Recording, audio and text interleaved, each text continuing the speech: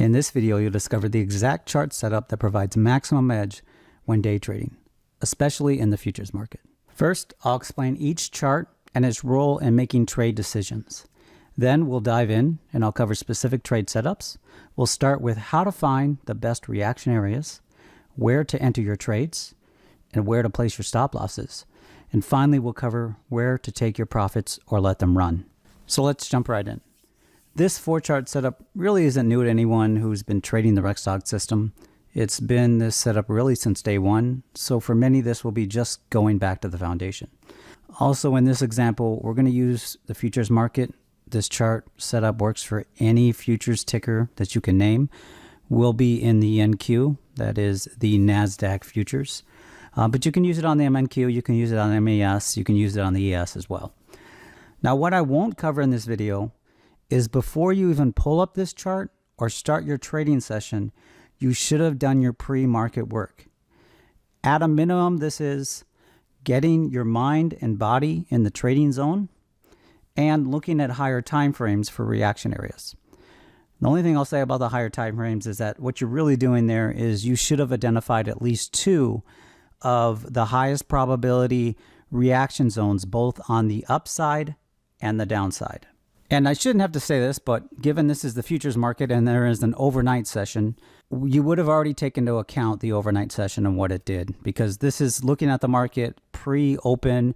Maybe you're about 15 minutes before the open. So that's what you would be doing before you jump into a session. And it doesn't matter if you start your session in the middle of the day, you still would have done your pre-market routine. So with all that set up, let's jump right in. Now, the first thing I'll cover is I'm probably going to start referring to these charts as chart 1, chart 2, chart 3, and chart 4 from left to right. And because I often call the market in Discord, what I probably will do is even start referring to these in shorthand as C1, C2, C3, and C4.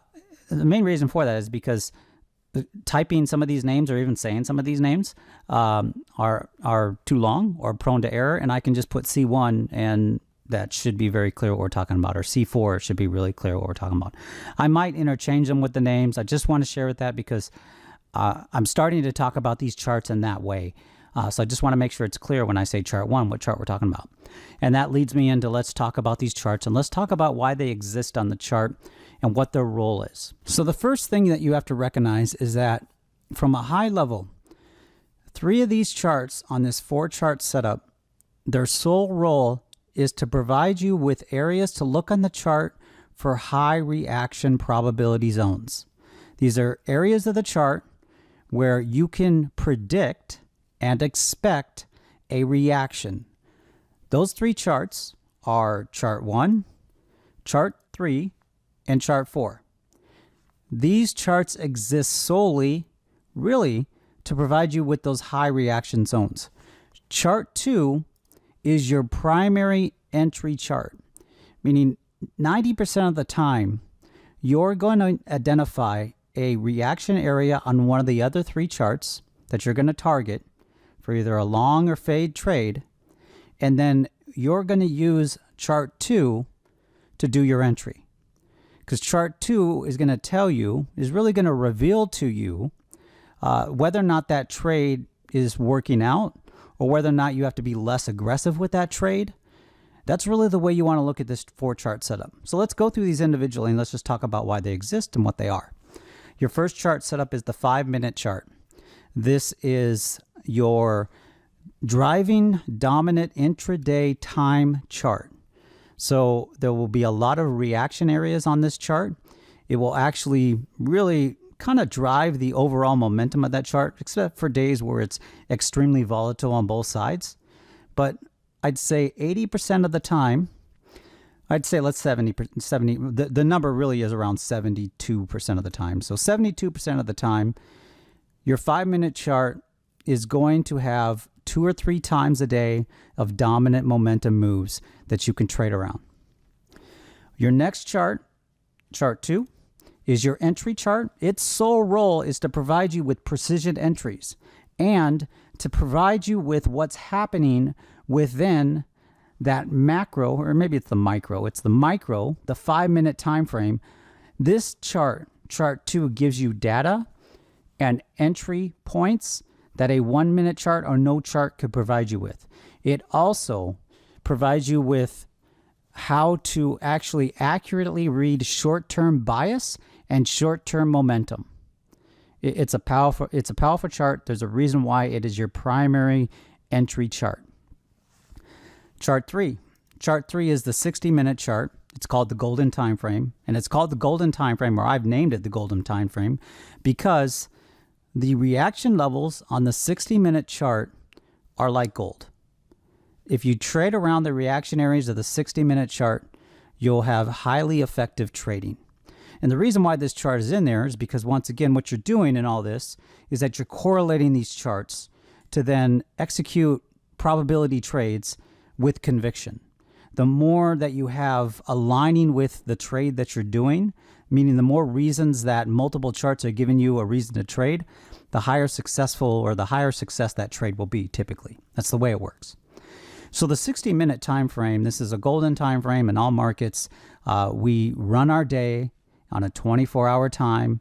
Everybody understands the hour, the concept of an hour. 60 minutes has been around for millennia. So it's something that we understand. And it's also, when you go back in every chart and you identify reaction areas, I don't care what market you're on, the 60-minute chart provides you with high areas of reaction using both the bias and momentum indicators as well as levels and candle rules. So that's your third chart, the 60-minute chart. Your final chart is what's called the structure chart. This is the big tick chart, and this will provide you with something that the 60-minute chart doesn't.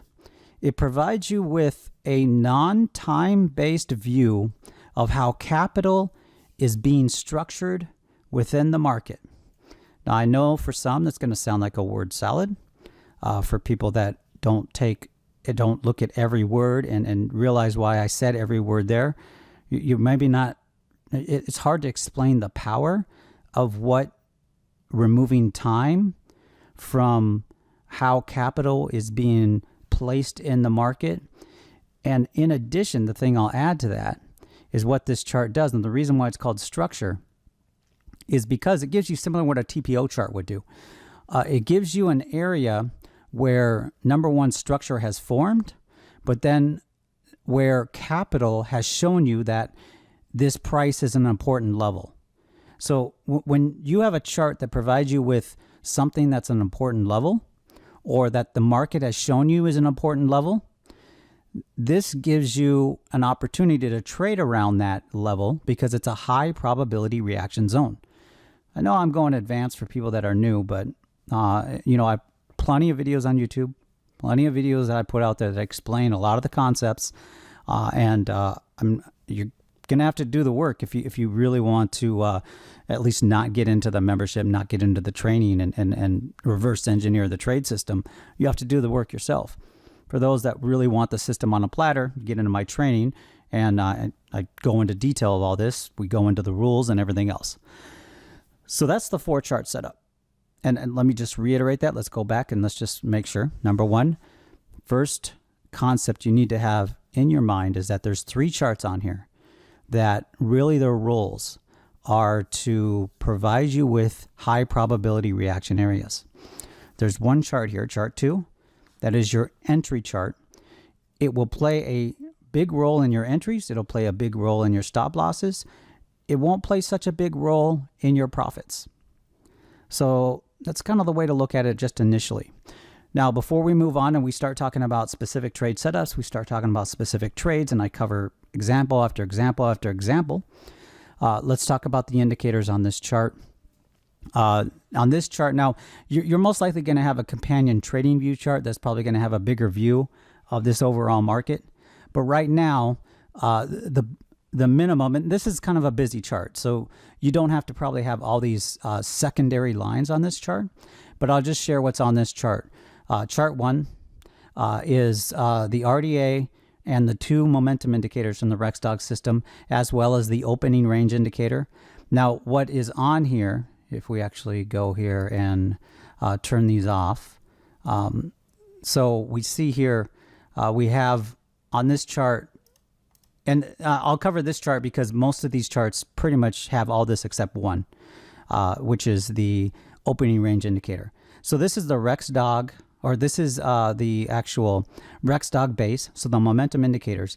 And the red line that you see here is the extreme band of the fast momentum indicator. That's the red band. Now, if we turn this indicator off, we turn on the RexDog with ATR. This is just added to Tradovate, so this is in the platform now. This is the RexDog indicator, the RDA, with extreme bands. So that's what this indicator is.